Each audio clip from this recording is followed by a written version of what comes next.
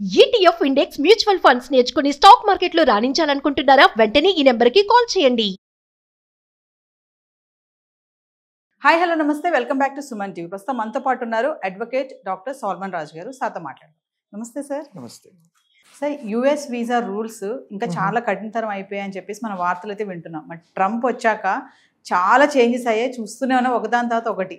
ఒకసారి వీసా రూల్స్లో ఏమేమి చేంజెస్ అయ్యాయి, మన ఇండియన్స్ ఇప్పుడు ఎలాంటి జాగ్రత్తలు తీసుకోవాలంటే ఏం చెప్తారు? ట్రంప్ గారి గవర్నమెంట్ వచ్చిన తర్వాత ట్రంప్ గారు ఒక క్యాప్షన్తో వచ్చారు, ఒక నినాదంతో వచ్చారు. అదేంటి అంటే to protect Americans against foreign citizens, to protect Americans against the foreign citizens. అంటే ఇన్నేళ్ళు ఏంటి అంటే H1B వీసా ఉంది. H1B వీసా ఏ కేటగిరీకి ఇస్తారు అంటే it is for a graduate or for a postgraduate with a specialized knowledge, training and experience. H1B ki apply cheyali ante one applicant should have specialized knowledge, training and application of that particular knowledge andi. Ee categories lo istaru. Graduates ko vachesi 65,000 visas allot chestaru per year to India, especially to India. Post గ్రాడ్యుయేట్స్కి 20,000. ఈ గ్రాడ్యుయేట్స్కి 65, post గ్రాడ్యుయేట్స్కి 20,000. Post graduates graduation స్ట్రీమ్లో కూడా apply చేసుకొని మరలా they can actually apply in the post graduate stream also.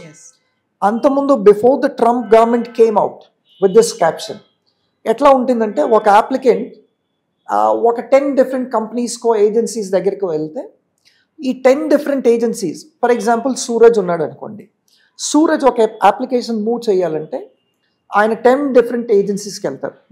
10 different agencies Suraj application move చేస్తారు. అంటే సూరజ్ ఒక్కడే ఒక పర్టికులర్ ఇండివిజువలే, కానీ 10 డిఫరెంట్ అప్లికేషన్స్. సో వాటిని ఒక ఇండివిజువల్గా తీసుకోకుండా అంతకుముందు they are actually making it as 10 applications. So ఏదో ఒక చోట he would be allotted, and that's how he'll actually get employment. ఇప్పుడు ఈ లాటరీ సిస్టంలో ఏంటి అంటే no matter what same individual can not move more than 2 applications. ఈ Trump గారి గవర్నమెంట్ వచ్చిన తర్వాత it is all based on the lottery. ఆ లాటరీ సిస్టంలో అంతకుముందు 10 అప్లికేషన్స్, ఇప్పుడు it is confined only to 2. అంతకుముందు ఈ వీసా అప్లికేషన్ ఫీ వచ్చి it was only $10. Now they've actually increases to $230 అండి. $230 అయింది. అందరూ కూడా ఎఫర్ట్ చేసుకోలేరు. అంతకుముందు $10 కాబట్టి మీరు మల్టిపుల్ ఏజెన్సీస్ దగ్గరికి వెళ్ళి మల్టిపుల్ అప్లికేషన్స్ ఇచ్చుకునేవాళ్ళు. ఈ స్పెషలైజ్ నాలెడ్జ్, ట్రైనింగ్, ఎక్స్పీరియన్స్ ఇవన్నీ కూడా ఉండాలి. తర్వాత ఇప్పుడు ఏంటి అంటే ట్రంప్ గారు హోమ్ల్యాండ్ సెక్యూరిటీ అని ఒక డిపార్ట్మెంట్ ఉంది. These are the people who are actually looking after all this apart from the immigration department. వీళ్ళకి ఒక స్ట్రిక్ట్ వార్నింగ్ ఇచ్చారు, ఒక ఎగ్జిక్యూటివ్ డెసిషన్ సైన్ చేశారు. ఏంటి అంటే you have to reduce the applications of Indians. Jobs ఇవ్వాలి అనుకుంటే ముందు మీరు ఫస్ట్ అమెరికన్స్నే ప్రిఫర్ చేయాలి. ఫస్ట్ ప్రిఫరెన్స్, ప్రైమరీ ప్రిఫరెన్స్ వచ్చేసి మీకు అమెరికన్స్కే ప్రిఫర్ చేయాలి. సెకండరీ ప్రిఫరెన్స్ వచ్చేసి మీరు ఇండియన్స్కి ఇవ్వాలి అని చెప్పి. ఇప్పుడు అమెరికా అంతా కూడా we call it as United States of America అండి. టోటల్ 50 స్టేట్స్ ఉన్నాయి. ఈ 50 స్టేట్స్లో లిటరసీ రేట్ ఏంటి అని మనం చూసుకోవాలి. ఎందుకు ఇండియన్సే వెళ్ళి అక్కడ ఇప్పుడు తానా ఉంది, ఆటా ఉంది, బానా ఉంది, ఇవన్నీ కూడా ఉన్నాయి. అంటే ఈ skillful technical qualifications, why only the Indians, why not the Americans? So the reasons best known to America. అక్కడ మంచి one of the best universities ఉన్నాయి. మన వాళ్ళు వెళ్ళి అక్కడే చదువుతున్నారు, అక్కడే ఉద్యోగాలు సంపాదించుకుంటున్నారు. కానీ అమెరికన్ కంపెనీసే అమెరికన్స్కి ఆ ఆపర్చునిటీస్ ఇవ్వట్లేదు. I will clean America totally of the aliens అని చెప్పి ఎన్నో ఇమ్మిగ్రేషన్ లాస్ తీసుకురావటం జరిగిందండి. దీంట్లో ఇప్పుడు స్పౌస్ వీసా కూడా దాన్ని కూడా కర్టైల్ చేశారు. ఒకవేళ if somebody is there in H1B, వాళ్ళకి ఈ I-140 ఉందనుకోండి, then they can actually call the wife and all this.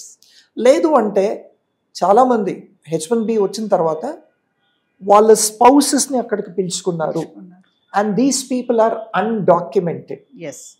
There entry in to the US is actually undocumented. అందుకనే last week Trump has once again signed another decision stating that ఎంతమంది undocumented ఉన్నారో, ఎంతమంది ఇల్లీగల్గా అమెరికాలో enter అయ్యారో వీళ్ళంతా కూడా with in a stipulated period of time, ఒకవేళ మీ స్టే అమెరికాలో ఒకవేళ if it is more than 90 days మీరు వచ్చి ఇమ్మిగ్రేషన్ డిపార్ట్మెంట్ దగ్గర మీరు రిజిస్టర్ అవ్వాలి. ఎప్పుడు ఎంటర్ అయ్యారు, మీ యాక్చువల్లీ వచ్చిన కారణం ఏంటి, మీ వీసా కాపీస్ ఇవన్నీ కూడా ఇవ్వాలి, తర్వాత మీ పాస్పోర్ట్ కాపీస్ ఇవ్వాలి. సో ఇది ఇన్నేళ్ళు లేదు. ఇప్పుడు అన్డాక్యుమెంటెడ్ గా ఉన్న వాళ్ళు కూడా వచ్చి రిజిస్ట్రేషన్ చేసుకోవాలి. అన్డాక్యుమెంట్ గా ఉన్న వాళ్ళు కూడా వచ్చి రిజిస్టర్ చేసుకోవాలి. ఎవరైనా విజిట్ పైన ఒకవేళ B1 B2 వీసాస్ తీసుకొని ఒకవేళ యుఎస్కి వెళ్తే వాళ్ళ స్టే ఒకవేళ మోర్ దెన్ 90 days ఎక్సీడ్ అవుతుంది అనుకుంటే they should also go and they should also register and. So ఈ కొత్త లాస్ తెచ్చారు. ఒకటి లాటరీ సిస్టమ్, తర్వాత H1B వీసా దీని ఫీ వచ్చేసి $230 చేశారు. తర్వాత ఈ undocumented spouses and illegal immigrants, illegal entry, వీళ్ళంతా కూడా they have to come and they have to register with the immigration department.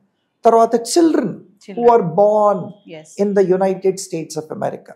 ఇప్పుడు చాలా మంది పేరెంట్స్ ఏంటి, ఎక్కడో ప్రెగ్నెంట్ అయినా కానీ ఏదో కంట్రీలో, మనం ఎక్కువ చూసాం బంగ్లాదేశ్ కానీ, మెక్సికో కానీ, ఇండియా కానీ, కెనడా కానీ, వీళ్ళంతా వెళ్ళి అక్కడ డెలివరీ చేసుకుంటే పిల్లలు అక్కడ పుడితే సిటిజన్షిప్. ఇప్పుడు చాలా మందికి తెలియదు ఏంటి అంటే, by virtue of being Born in the United States of America ఒకరికి సిటిజన్షిప్ ఎట్లా వస్తుంది అంటే, దీనికి మనం హిస్టరీ చూసుకుంటే, అమెరికన్ కాన్స్టిట్యూషన్ హిస్టరీ చూసుకుంటే 1865లో సివిల్ లా జరిగిందండి. ఈ సివిల్ లాలో ఏం జరిగింది అంటే, they was actually the trade of slaves. Slavery ఎక్కువ ఉండింది అక్కడ. అంతకుముందు I told in other places also, United States of అమెరికాలో they were actually free states ఉండినాయి, స్లేవ్ స్టేట్స్ ఉండినాయి. సో ఈ ఫ్రీ స్టేట్స్ వేరు, స్లేవ్ స్టేట్స్ వేరు. స్లేవ్ స్టేట్స్లో ఎవరైనా స్లేవ్గా వస్తే ఫ్రీ స్టేట్కి వెళ్ళిన తర్వాత ఆయన ఫ్రీ అవుతాడా అని, డెరెక్ స్కాట్ అని ఒక ఆఫ్రికన్, ఆయన ఒక స్లేవ్ స్టేట్ నుంచి ఫ్రీ స్టేట్కి వచ్చాక even then you are not free అన్నారు. సరే అని చెప్పి వెళ్ళి ఆయన he filed a case in supreme court. ఆ సుప్రీం కోర్ట్ ఆఫ్ అమెరికా ఏం చెప్పింది అంటే, లేదు, you are still a slave అన్నారు. సో దాని తర్వాతే ఈ సెనేట్స్ వీళ్ళంతా కూడా ఏం చేశారంటే, they brought a law, jus soli, JUSSOLIS, jus solis అంటే ఈ భూమి మీద, ఈ గడ్డ పైన అని.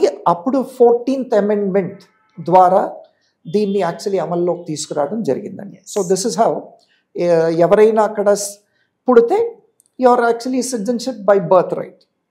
So that is how it is coming to existence. అంటే ప్రెసెంట్ సార్ ఇంతకు ముందులాగా H1B వీసా ఈజీగా రావడం అంటూ అలా ఏం లేదని అనుకోవచ్చు అంటారా? ఇప్పుడు అంతా స్ట్రిక్ట్ అయిపోయింది ట్రంప్ వచ్చాక.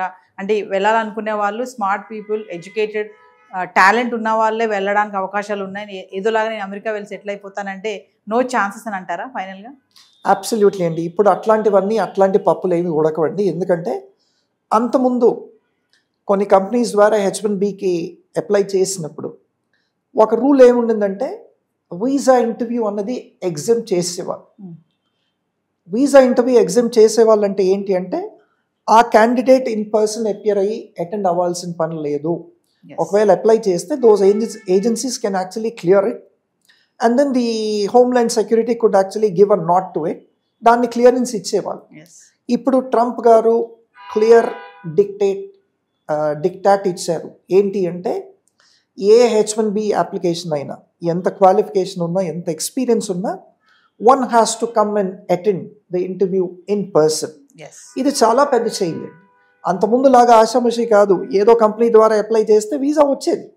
ఇప్పుడు అట్లా కాదండి. ఎవరైనా సరే, మీకు ఎంత ఎక్స్పీరియన్స్ ఉన్నా, మీరు vice president of a particular company పనిచేసినా, if you have to go on a H1B visa to the US, you are bound to attend the interview and you are liable to clear the interview. Unless and until you clear the interview, you will not be allotted the visa. ఇది ఒక చాలా పెద్ద change అండి. So this is actually a big win for Trump. Thank you, sir.